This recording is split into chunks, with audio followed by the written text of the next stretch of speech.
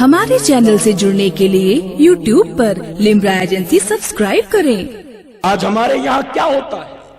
باپ کا انتقال ہوا، پورا گاؤں نماز جنازہ پڑھے گا اور انجینئر بیٹا پیڑ کے نیچے وہاں کھڑا رہے گا۔ امام صاحب پوچھیں گے ولی کون ہے، اجازت دیں؟ لوگ اشارہ کریں گے، اس کو وہیں سے کہے گا پڑھائیے حضرت پڑھائیے۔ ابا کے انتقال کے بعد فکس ڈپوزٹ تیرے نام، LIC کی ساری پالیسی تیرے نام، بینک بیلنس سارا تیرے نام، دکان تیرے نام، مکان تیرے نام، جتنے بیگھہ زمین چھوڑ کر گئے وہ سب تیرے نام۔ ابا کے مرنے کے بعد ان سب چیزوں پر قبضہ تیرا ہوگا اور تیرے باپ کو جنت میں مسجد کا امام لے کے جائے گا۔ میں کہتا ہوں امام کو بھی 10% دے دیا کرو نا، کیونکہ نماز جنازہ بھی اس کو ہی پڑھانا ہے، کیا بات، تیجا بھی اس کو ہی کرنا ہے، 8واں 10واں بھی اس کو ہی کرنا ہے، 40واں بھی اس کو ہی کرنا ہے۔ تو دنیا کرتا رہا، تیرے باپ کی جنت کے لیے مسجد کا امام پریشان تھا، مدرسے کے بچے پریشان تھے، یتیم خانے کے بچے پریشان تھے، تو نے جتنا باپ سے پایا ہے کم سے کم 10% اس امام کے حوالے کیوں نہیں کرتا ہے؟ اگر دے دے تو وہ بھی دل سے دعا کرے نا، کیا بات ہے۔ لیکن میرے پیارے آقا کے پیروانوں جانتے ہو، امام کو 10% دینا تو دور کی بات، میری قوم 2.5% زکوٰۃ ہے وہ بھی نہیں نکال پاتی۔ اگر 2.5% زکوٰۃ بھی صحیح سے نکل جائے نا تو مسجدوں کے باہر سفید داڑھی والے بھیک مانگتے نظر نہیں آئیں گے۔ اگر 2.5% مسلمان صحیح طور پر نکال کر حقدار تک اس کا حق پہنچا دے تو ٹریفک کے سگنل پر نقاب پہنی ہماری بہنیں بھیک مانگتی نظر نہیں آئیں گی۔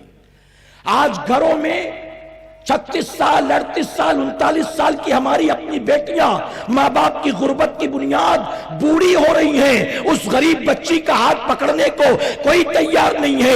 اس کی وجہ یہ ہے اب تو بے پڑھے لکھے جوان کو بھی لوگ جہیز میں لاکھوں دیا کرتے ہیں، اب تو جو صحیح سے چل بھی نہیں پاتا وہ بھی کہتا ہے مجھ کو بائک چاہیے شادی میں، مجھ کو کار چاہیے شادی میں۔ جو بمبئی 2-4 بار جا کر آ جائے ایسا لگتا ہے امبانی کا رائٹ ہینڈ بن گیا ہوگا، اڈانی کے ساتھ اٹھتا بیٹھتا ہوگا، پھر اس کی ڈیمانڈ اور زبان بھی لمبی ہو جاتی ہے۔ جب بتاؤ لنگڑے لولوں کو جہیز میں لاکھوں ملتے ہو تو غریب کی بیٹی کا ہاتھ کون تھامے گا بلا بتائیے۔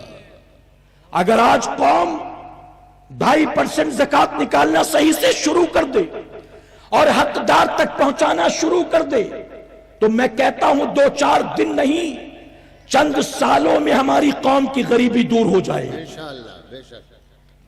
کیف رضا صاحب نظامت میں کہہ رہے تھے نا، میں بھی آپ کو بتاؤں میرے بھائی، میرے امام کا فتویٰ ہے، اعلیٰ حضرت عظیم البرکت ارشاد فرماتے ہیں اگر کسی مزار پر چادر چڑھی ہو، نہ پھٹی ہو نہ پرانی ہو تو اس پر دوسری چادر چڑھانا یہ فضول خرچی ہے۔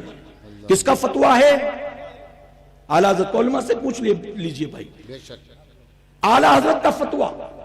میں اجمیر شریف سے کل ہی آیا ہوں، اجمیر شریف میں ہر گلی کے اندر ڈھول نگارے بج رہے تھے، کہیں سے 25,000 کی چادر نکلی ہے، کہیں سے 51,000 کی چادر نکلی ہے، کہیں سے 1,11,000 کی چادر نکلی ہے۔ ڈھول نگارے کے ساتھ یہ جو چادریں لے کر جاتے ہیں اور غریب نواز کی بارگاہ میں پیش کرتے ہیں، میں کہتا ہوں ظالموں، میرے غریب نواز کو تمہاری چادروں کی ضرورت نہیں ہے، میرا غریب نواز تیری چادروں کا محتاج نہیں ہے۔ کاش تو نے 25,000 کی چادر غریب نواز کی مزار پر پیش نہ کی ہوتی، بلکہ یہی 25,000 روپے لے کر جاتا اور اسی 25,000 سے کسی بیوہ کی بیٹی کے ہاتھ بھی لے کر دیتا۔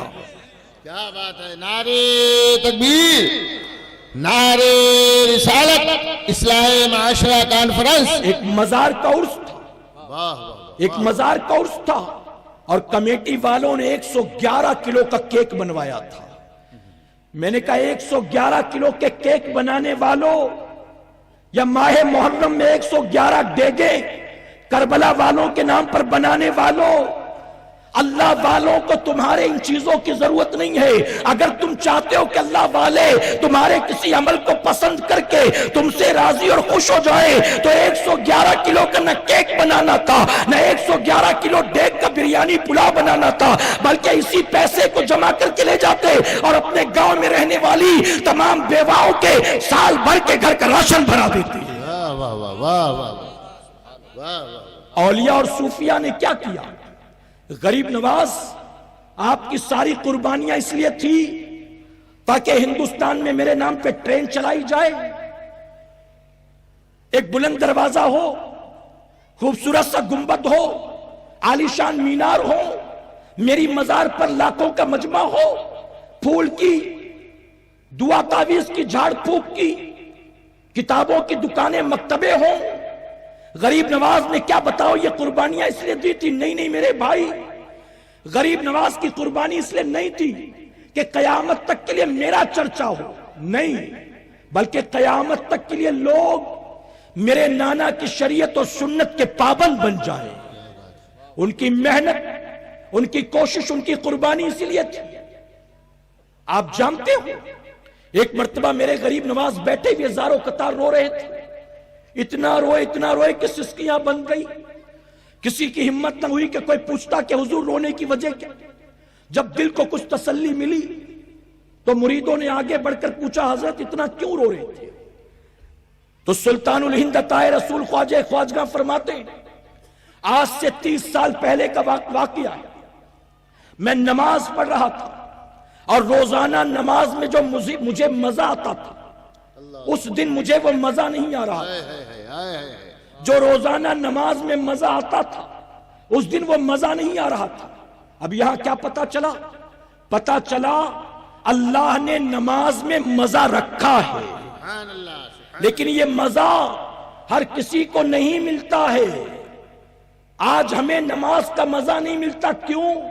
کیونکہ ہمیں زبان کا مزہ پسند ہے، ہمیں کان کا مزہ پسند ہے، ہمیں دنیا کا مزہ پسند ہے۔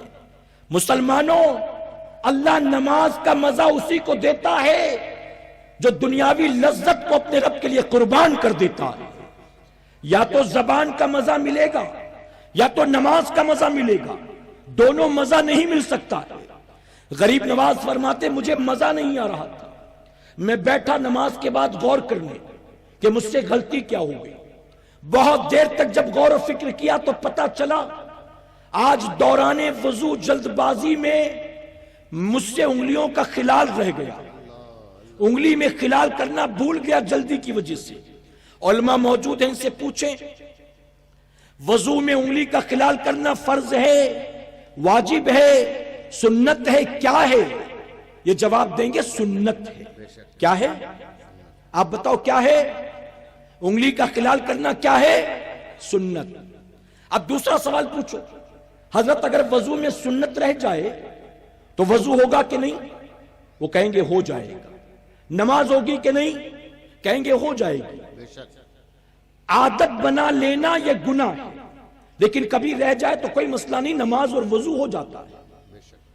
غریب نواز فرماتے ہیں کہ مجھے احساس ہوا غلطی کا، مجھ سے حضور کی سنت جلد بازی میں رہ گئی، فوراً دل میں خیال آیا اگر قیامت کے دن میرے آقا صلی اللہ علیہ وسلم نے میرا گریبان پکڑ لیا، اے معین الدین ہم نے تجھے ہند کی طرف بھیجا تھا، ہم نے تجھے ہند کا راجہ بنایا تھا، ہم نے وہاں بھیجا تھا لوگوں کو صراط مستقیم پر چلانے کے لیے، ہم نے وہاں بھیجا تھا لوگوں کو شریعت و سنت کا پابند بنانے کے لیے، لیکن ہند میں جا کر تو نے کیا کیا؟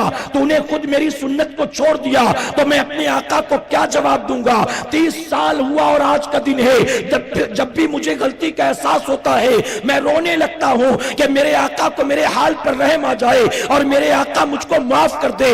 آپ سوچو ذرا، ایک سنت غلطی سے رہ جائے تو غریب نواز 30 سال تک روتے ہیں، اور اے مسلمانوں کتنے مسلمان ایسے ہیں جو چھٹی منانے اجمیر آتے ہیں اور اجمیر میں آ کر ہی روزانہ اپنے چہرے سے نبی کی سنت کو نکال کر اجمیر کی نالی میں پھینک کر چلے جاتے ہیں۔ جانتے ہیں جب 7ویں شب مغرب میں نے وہاں تقریر کی اکبری مسجد میں، تو میں نے اکبری مسجد میں دوران تقریر یہی کہا تھا کہ یہاں آنے والے مجھے 2 طرح کے لوگ نظر آ رہے ہیں۔ غریب نواز کی چھٹی منانے کے لیے جو آئے اس میں 2 طرح کے لوگ ہیں۔ ایک تو ایسے لوگ جو اپنے گھروں میں رہتے تھے تو نماز نہیں پڑھتے تھے، لیکن یہاں آئے ہیں تو یہاں نماز پڑھ رہے ہیں۔ لیکن دوسرے وہ لوگ ہیں جو وہاں بھی بے نمازی تھی اور یہاں آنے کے بعد بھی بے نمازی۔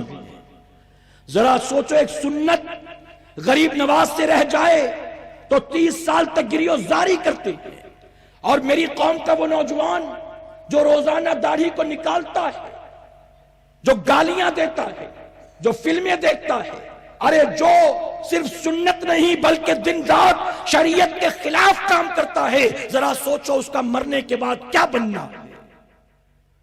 اے سرکار مدینہ کے پیروانوں، اللہ رب العزت نے اپنے نبی یوشع علیہ السلام سے فرمایا، یوشع ان قریب ہم تیری امت پر اپنا عذاب نازل کریں گے۔ یوشع علیہ السلام کانپ گئے۔ اللہ کا عذاب جانتے ہو کیا ہوتا ہے؟ یوشع علیہ السلام عرض کرتے ہیں، مولا میری امت میں 40,000 تیرے فرمانبردار بندے، 60,000 تیرے نافرمان بندے ہیں، تیرا عذاب ان نافرمانوں پر آئے گا نا؟ رب نے فرمایا، نہیں یوشع، میرا عذاب صرف 60,000 نافرمانوں پر نہیں بلکہ تیری ساری امت پر آئے گا۔ عرض کرتے مولا 60,000 نافرمان وہ حقدار ہے تیرے عذاب کے، مستحق ہیں، لیکن وہ 40,000 وہ تو نیک ہیں، میری بھی اطاعت کرتے تیری بھی اطاعت کرتے، پھر ان کو یہ سزا کیوں؟ ان کا قصور کیا ہے؟ تو رب فرماتا ہے کہ یوشع یقیناً 60,000 نافرمان، 40,000 فرمانبردار، لیکن ان 40 پر عذاب کیوں آئے گا جانتا ہے؟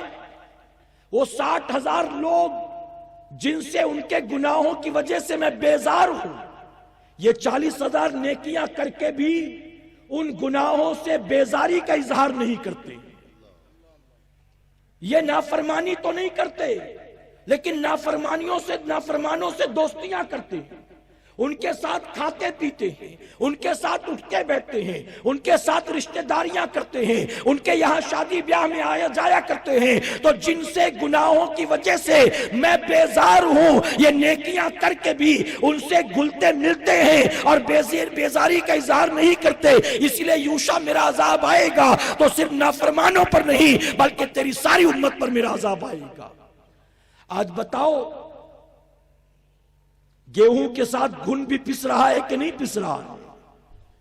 جو داڑھی منڈے ہیں وہ تو قصوروار تھے، جو داڑھی والے ہیں ان کا قصور کیا ہے؟ جو نمازی ہیں ان کا قصور کیا ہے؟ جو مسجد کا امام ہے اس کا قصور کیا ہے؟ لیکن جب مصیبت آئی ہے تو صرف گناہگاروں پر نہیں، سب کے سب مارے جا رہے ہیں۔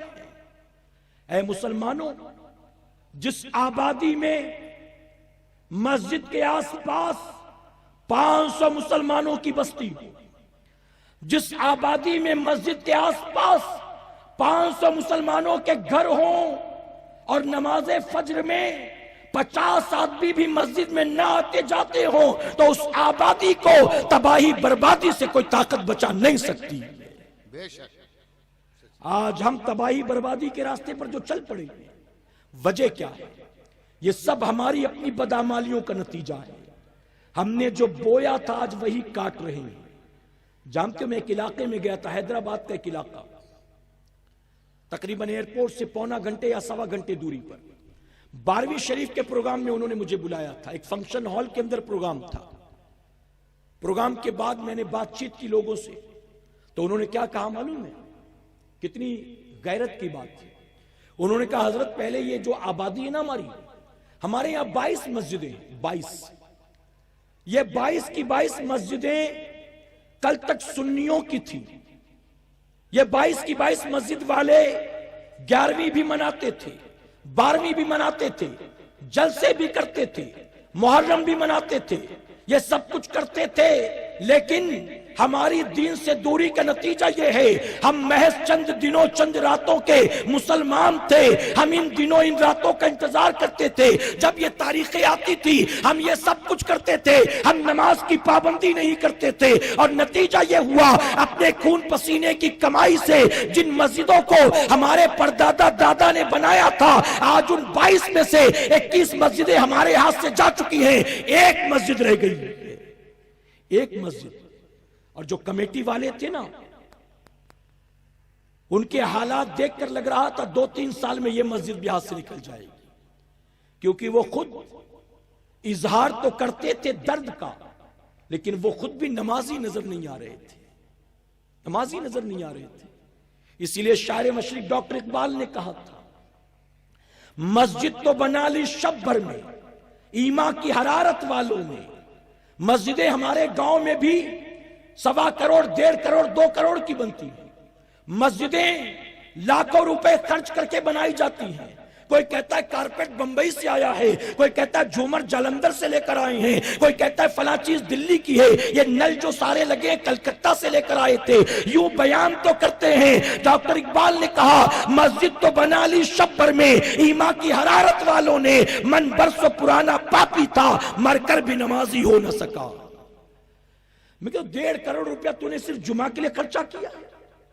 یہ 3 منزلہ عمارت تو نے کھڑی کی ہے صرف جمعہ کی 2 رکعت کے لیے. اتنی محنت.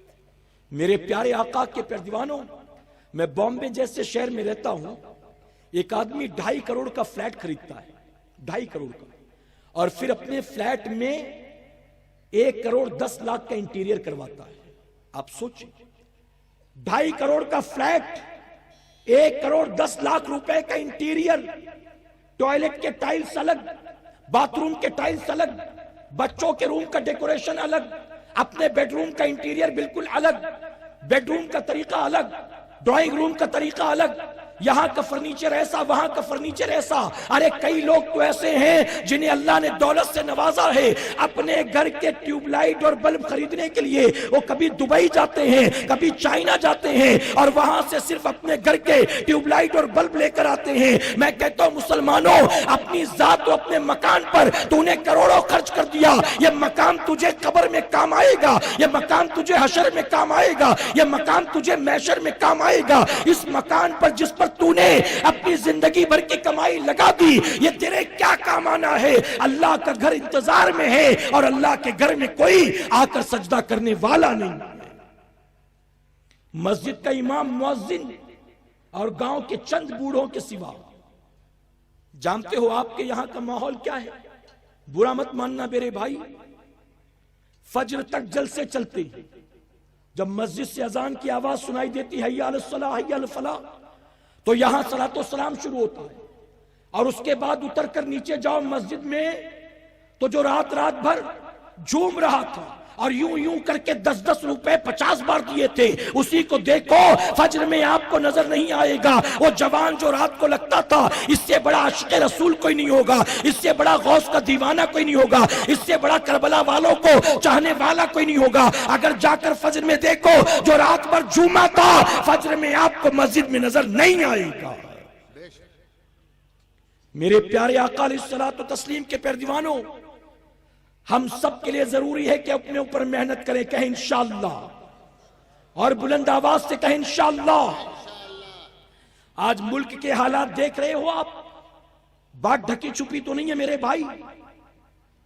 میں ڈسکرائب کر کے وضاحت کر کے نہیں بتاتا کہ کیا ہو رہا ہے, لیکن یہ تو ضرور ہو رہا ہے کہ جس زمین کی مٹی میں ہمارے باپ دادا کی ہڈیاں ملی ہیں, آج اسی زمین سے نکالنے کے منصوبے کیے جا رہے ہیں. بتائیے ہے کہ نہیں؟ سروں سے چھت ہٹانے کے منصوبے, پیروں کے تلے سے زمین کھینچنے کے منصوبے, اتنی سازشیں ہو رہی ہیں, اتنے منصوبے ہو رہے ہیں. ارے یہاں تک کہ وہ مسلمان عورتیں جن پر نماز کی جماعت نہیں ہے, جن پر جمعہ کی نماز نہیں ہے, جن پر عید بقرعید کی نماز نہیں ہے, جن پر نماز جنازہ نہیں ہے, وہ مسلمان عورتیں جن کو حکم دیا گیا تم نماز پڑھو تو باہر والے کمرے سے بہتر ہے اندر والے کمرے میں نماز پڑھا کرو, جب تم گھر سے باہر نکلو تو بن پردے کے نہ نکلا کرو. آج وہ عورتیں بھی 8 ڈگری ٹیمپریچر میں آ کر کہیں چوک چوراہے پر بیٹھی ہے, کوئی 20 دن کا بچہ گود میں لے کر, کوئی 3 مہینے کا بچہ گود میں لے کر, آسمان سے پانی برستا رہا, وہ بیٹھی رہی. -0 ڈگری ٹیمپریچر ہو گیا, وہ بیٹھی رہی. ذرا سوچو تو صحیح, عورتوں نے بھانپ لیا آنے والے دنوں ہمارا کیا ہونے والا ہے, اور انہوں نے قربانیاں دینی شروع کر دی. لیکن میری قوم کا نوجوان کل بھی داڑھی منڈاتا تھا, کل بھی بے نمازی تھا, کل بھی شریعت کا باغی تھا, اس کے اندر 1% بھی تبدیلی نہیں آئی. لوگ بھاگ رہے ہیں. کوئی کہہ رہا ہے میرا آدھار کارڈ میں نام غلط ہو گیا, اس کو صحیح کرانے جا رہا ہوں. کوئی کہہ رہا ہے میں اسکول سے اپنا لیونگ سرٹیفکیٹ لینے جا رہا ہوں. کوئی کہہ رہا ہے راشن کارڈ کا نام صحیح کرا رہا ہوں. کوئی کہتا ہے میں ووٹر آئی ڈی بنانے جا رہا ہوں. ہماری قوم کا حال جانتے ہو کیا ہے؟ ہماری قوم کا حال یہ ہے کہ یہ پیپر صحیح کرانے کو تیار ہے، اپنے آپ کو صحیح کرنے کو تیار نہیں۔ اتنا سب کچھ ہنگامہ ہوا، سب کچھ آپ نے اپنی آنکھوں سے دیکھا، دیکھنے کے باوجود آپ کے اندر کوئی تبدیلی آئی؟ آج بھی شادیوں میں ڈی جے بج رہا ہے کہ نہیں بج رہا؟ بھلا بتاؤ۔ آپ کے گاؤں میں آنے کے بعد میں نے پٹاخے بازی دیکھی، آج بھی بارات میں پٹاخے پھوڑے جا رہے ہیں کہ نہیں پھوڑے جا رہے ہیں؟ جانتے ہو نماز نہ پڑھنا گناہ ہے، روزہ نہ رکھنا گناہ ہے، زکوٰۃ فرض ہے نہ دینا گناہ ہے۔ آج مسلمان صرف گناہ نہیں کرتا، وہ نیکیوں کو چھوڑ کر صرف گناہگار نہیں بنتا، بلکہ جن جن چیزوں سے اللہ رسول نے منع کیا ہے آج وہ سارے کام کر کر کے اللہ کا باغی بھی بن گیا۔ جن جن چیزوں سے منع کیا گیا، یہ مت کرنا، یہ مت کرنا، یہ مت کرنا، وہ سارا کام کرنے میں لگا ہوا ہے، سارا۔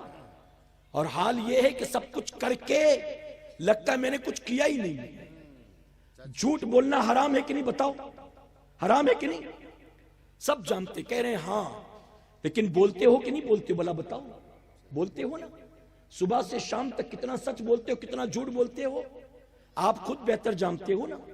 جب پتہ ہے کہ یہ کام حرام ہے، اچھا شادی میں ڈی جے بجانا جائز ہے؟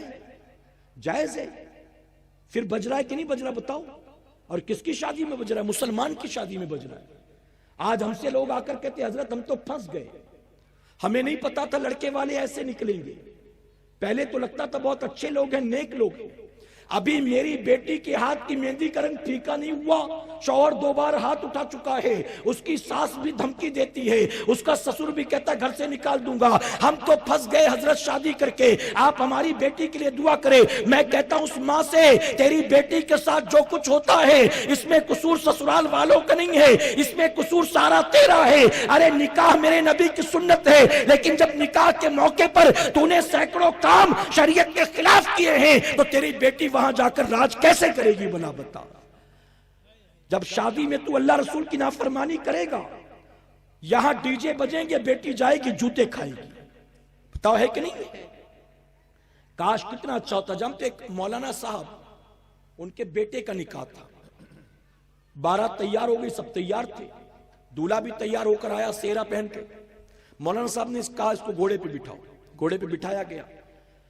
مسجد کے امام تھے، وہ کہتے ہیں کہ آج بارات میرے بیٹے کی جیسے میں کہوں گا نا ویسے نکلے گی۔ لوگوں نے کہا کیسے نکالنا چاہتے ہو؟ کوئی ڈھول نہیں، تبلا نہیں، کوئی ناچنے گانے والا نہیں، کیا آج کرنے کیا والے ہو؟ مولانا صاحب نے کہا میں آگے آگے چلوں گا، میں کہوں گا لا الہ الا اللہ، تم سب کہنا محمد الرسول اللہ۔ میرے بیٹے کی بارات کلمے کے سائے میں نکلے گی، میرے بیٹے کی بارات درود و سلام کے سائے میں نکلے گی، میرے بیٹے کی بارات نبی کی نعتوں کے سائے میں نکلے گی۔ بیٹا بیٹھا ہے دولہا بنا ہوا، مجمع کلمہ پڑھتا ہوا جا رہا ہے لے کر بیٹے کو۔ عورتوں نے جب کلمے کی آواز سنی تو گھروں کی چھت پر آ گئی کہ شاید کسی کا انتقال ہو گیا ہے، میت جا رہی ہوگی۔ جب آئی نکل کر تو جنازہ نظر نہیں آیا، دولہا نظر آ رہا تھا۔ حیران نیچے اتر آئی، آگے بڑھ کر پوچھا یہ دولہا کون ہے؟ کون ہے بلا؟ ہم نے تو کبھی ایسی بارات دیکھی نہیں۔ لوگوں نے کہا امام صاحب کے بیٹے کی بارات ہے۔ آخر گاؤں کی عورتیں تھی، امام صاحب سے پوچھا حضرت یہ کیا ہے؟ ہم نے تو آج تک کلمے کے ساتھ جنازے اٹھتے دیکھے ہیں، ہم نے دولہا پہلی بار دیکھا ہے۔ تو جانتے امام نے کہا یہ تو اپنی اپنی پسند کی بات ہے، تم نے کلمہ مرنے کے لیے رکھا ہے اور ہم نے کلمہ نئی زندگی کی شروعات کے لیے رکھا ہے۔ نعرے تکبیر، نعرے رسالت، اصلاح معاشرہ کانفرنس۔ اچھا ہمارے یہاں دیکھیں حکم یہ تھا کہ جب جنازہ نکلے نا تو خاموشی کے ساتھ جایا کرو۔ اور خاموشی کیوں؟ تاکہ تم بھی یاد کرو کہ ایک دن مجھے بھی اسی طرح کاندھے پر سوار ہو کر جانا ہے۔ یہ شروع سے چلا رہا تھا اور یہی حکم تھا، یہی طریقہ تھا۔ لیکن ہمارے اور آپ کے جیسے لوگ جب پیدا ہوئے کہ خاموش جا ہی نہیں سکتے، غور کر ہی نہیں سکتے، تو علماء نے کہا پھر اب کچھ پڑھتے ہوئے جایا کرو۔ توجہ ہے نا آپ کی؟ میں شہر کی بات کر رہا ہوں، یہاں کا مجھے ماحول معلوم نہیں، کبھی کبھی آنا ہوتا ہے تو مجھے نہیں پتا، میت میں شامل ہونے کا تو موقع ملا نہیں۔ تو یہاں پر علماء سے پوچھا گیا کہ حضرت جب میت لے کر چلیں تو کیا پڑھیں؟ تو علماء اکرام نے کہا جب جنازہ لے کر چلو تو کلمہ پاک، کلمہ شہادت پڑھا کرو۔ اب کلمہ پاک کا مطلب کیا تھا؟ لا الہ الا اللہ محمد رسول اللہ۔ اور کلمہ شہادت کا مطلب تھا اشہد ان لا الہ الا اللہ و اشہد ان محمد عبدہ و رسولہ۔ علماء نے کہا جب جنازہ لے کر نکلو تو کلمہ پاک کلمہ شہادت پڑھا کرو۔ تو قوم دین سے کتنا دور ہے، پڑھنا کیا تھا وہ نہیں پڑھا، جب نکلتے تو کہتے کلمہ پاک کلمہ شہادت، کلمہ پاک کلمہ شہادت۔ ارے ظالم یہ نہیں پڑھنا تھا، بلکہ کلمہ پاک جو ہے وہ کلمہ پڑھنا تھا تجھے۔ لوگ نماز میں بھی کھڑے ہوتے کہتے ثنا سبحانک اللہم، پھر سورہ فاتحہ میں بھی کہتے ہیں سورہ فاتحہ الحمدللہ رب العالمین، ایسا کہتے ہو؟ تو ثنا سبحانک اللہم نہیں پڑھنا، سبحانک اللہم سے شروع کرنا ہے، اس کا ٹائٹل ثنا ہے وہ، لیکن لوگ پڑھتے ثنا سبحانک اللہم۔ غلط تو نہیں کہہ رہے میرے بھائی، ایسی بہت سی چیزیں ہیں۔ آپ کی مسجد کے جو امام ہوں گے، آپ نے امام سے بہت فائدہ اٹھایا ہوگا، 5 وقت نماز وہ پڑھاتے ہیں۔ اب آپ لگ رہا ہے مجھے تھک گئے آپ لوگ، بات سمجھ میں آ رہی نا؟ ابھی تو آپ فقیر کا بیان سن رہے ہیں، ابھی تو آپ کو میرے امیر کا بیان سننا ہے۔ محبت سے کہیں میرے پیارے آقا کے پیارے ان کا بیان سننا ہے کہ جن کے بیانات کو سن سن کر ہم جیسوں نے بولنا سیکھا ہے، اور جن کی جوتیاں اٹھا کر لوگ سید امین القادری بن گئے ہیں، جن کی صحبت میں رہ کر لوگ بلبل باغ مدینہ بن گئے ہیں، ان کی تقریر سننا ہے آپ کو، سنیں گے نا انشاءاللہ؟ تو ابھی تو فقیر کی باری، اور آپ کو میرے اور حضرت کے درمیان بہت ہی بہترین نعت خواں مبارک حسین مبارک صاحب قبلہ جو تشریف لائے ہیں، آپ کے دیار محبت میں آپ کو ان سے نعتیں بھی سننی ہے۔ حالانکہ وہ مجھ سے پہلے پڑھنے والے تھے، لیکن ان کو انتظامیہ تاخیر سے لے کر آئے، اس وجہ سے ان کا رہ گیا، میں آ گیا بیان کے لیے، لیکن ابھی آپ کو ان سے نعتیں سننی ہے، سنیں گے نا انشاءاللہ؟ تو ابھی سے آپ کو تھکن اگر محسوس ہو رہی تو پھر یہ تو اچھی بات نہیں نا میرے بھائی۔ میں عرض کر رہا تھا، توجہ ہے نا آپ کی؟ درود شریف پڑھنے ایک مرتبہ، اللہ رب محمد صلی اللہ علیہ وسلم۔ آپ اچھا میں یہ آخری بات عرض کر کے گفتگو ختم کرتا ہوں، تاکہ حضرت ابھی نہیں آئے تو حضرت کے آنے سے پہلے آپ نعتیں سن سکیں، ٹھیک ہے؟ میں آخری بات عرض کرتا ہوں، اجازت ہے آپ کی؟ اجازت ہے؟ محبت سے ذرا کہیں سبحان اللہ۔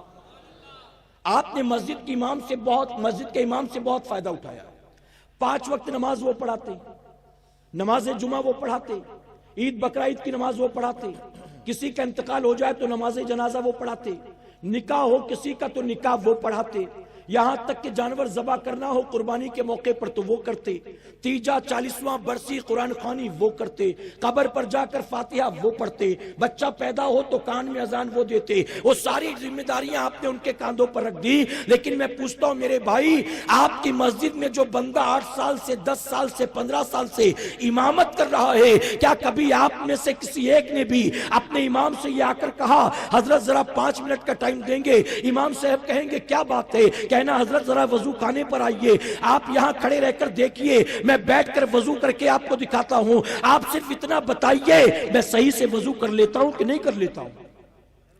کبھی آپ نے یہ کیا ہے؟ کبھی آپ یہ امام سے کہتے حضرت آج مجھے ذرا 15 منٹ کا ٹائم دیجیے، آپ یہاں بیٹھیے، میں 2 رکعت نماز آپ کو پڑھ کے دکھاتا ہوں، میرا رکوع صحیح ہے کہ نہیں آپ بتائیے، میرا سجدہ صحیح ہے کہ نہیں آپ بتائیے۔ بتائیے آپ نے کبھی ایک کوشش کی ہے، کبھی اپنے علماء سے یہ فائدہ اٹھانے کی کوشش کی، کبھی آپ نے اپنے امام سے کہا حضرت میں عشاء کے بعد آپ کے پاس آدھا گھنٹے آؤں گا، آپ 2 3 4 دن جتنا بھی لگے میرا سورہ فاتحہ صحیح کروا دیجیے، کیونکہ ہر نماز میں مجھے اس کی ضرورت پڑتی ہے۔ کبھی آپ نے کیا میرے بھائی؟ کب کرو گے؟ کب کرو گے؟ ابھی جمعہ کو میرا پروگرام تھا ویسٹ بنگال میں، یہ مبارک حسین مبارک صاحب بھی وہاں پر موجود تھے، وہاں پر میں نے دیکھا اکثریت جو تھی وہ بوڑھوں کی تھی۔ میں نے اپنی تقریر کے درمیان کہا کہ بابا برا مت ماننا، اگر میں آپ میں سے 5 آدمی کو کھڑا کروں اور کھڑا کر کے کہوں کہ ذرا سورہ فاتحہ سنا دو، قبر میں کب جاؤ گے آپ کو پتہ نہیں، موت کا فرشتہ کب سرہانے آ کر کھڑا ہوگا خبر نہیں، روزانہ کتنے لوگ، یہ میرے رب کا احسان ہے، ہم رات سوتے ہیں تو صبح اٹھنے کی وہ مہلت دیتا ہے، ورنہ اسی دھرتی پر کئی ایسے بھی لوگ ہیں رات سوتے ہیں اور صبح اٹھنے کی انہیں مہلت نہیں ملتی۔ اگر ہم کل بھی اٹھ گئے تھے، آج بھی اٹھ گئے ہیں، اللہ کا کتنا احسان ہے، کل اٹھیں گے اس کی کوئی گارنٹی نہیں ہے، اس لیے جب تک زندہ ہو کتنا ہی بہتر ہے کہ اپنے رب کو راضی کرنے کی کوشش کر لو، اپنے دین کو سیکھنے کی کوشش کر لو، کہیں انشاءاللہ، اپنے رشتے کو دین سے مضبوط کرو، کہیں انشاءاللہ۔ اور میں جاتے جاتے کہوں گا میرے بھائی، 5 وقت نماز کی پابندی کرو. نماز میں غفلت، نماز میں کاہلی، نماز میں سستی، نماز میں ٹال مٹول، نماز میں بہانے بازی آپ کو دونوں جہاں میں تباہ برباد کر کے رکھ دے گی. اور اگر آپ یہ کہو میں نماز نہیں پڑھوں گا، امام صاحب پڑھیں گے، میں ان سے دعا کرواؤں گا، تو سن لو، آپ بھی سن لو، میری مائیں بہنیں اور بچیاں بھی سن لے. حضور اکرم صلی اللہ علیہ وسلم فرماتے ہیں نمازی کی دعاؤں میں بے نمازیوں کا کوئی حصہ نہیں ہوتا ہے. آپ نماز نہیں پڑھتے، آپ لاکھ نمازیوں سے دعائیں کروا لو، ان کی دعاؤں میں آپ کا کوئی حصہ نہیں.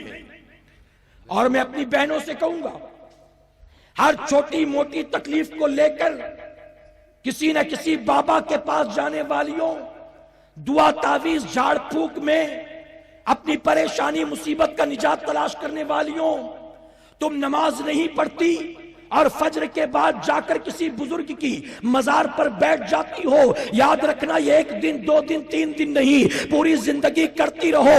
اگر تم نماز کی پابندی نہیں کرتی ہو تم پریشان قلبی تھی، تم پریشان قلبی رہو گی، تمہیں پریشانی سے نجات نہیں ملنے والی ہے. اگر تم چاہتی ہو اللہ تمہیں پریشانی سے نجات دے، اگر تم چاہتی ہو اللہ تمہارے شوہر کے دل میں محبت پیدا کرے، اگر تم چاہتی ہو اللہ تمہاری بیٹی کے لیے غیب سے بہتر رشتے کا انتظام کرے، اگر تم چاہتی ہو اللہ تمہارے بیٹے کو دنیا میں کامیاب بنا دے، تو میں ذمہ داری کے ساتھ کہتا ہوں جب مسجدوں سے حی علی الصلاۃ حی علی الفلاح کی آوازیں گونجے، مزار کی طرف مت دوڑنا، بلکہ وضو کر کے مصلی بچھانا، اپنی پیشانی کو زمین پر جھکانا. یہاں تو سجدہ کرے گی وہاں اللہ تیرے شوہر کی روزی میں اپنی برکت کا نزول فرمائے گا. تم رہتی ہو گاؤں میں، شوہر رہتا ہے کلکتہ میں، تم رہتی ہو گاؤں میں، بیٹا رہتا ہے بمبئی میں، سجدے تم یہاں کرو گی اللہ برکت وہاں عطا فرمائے.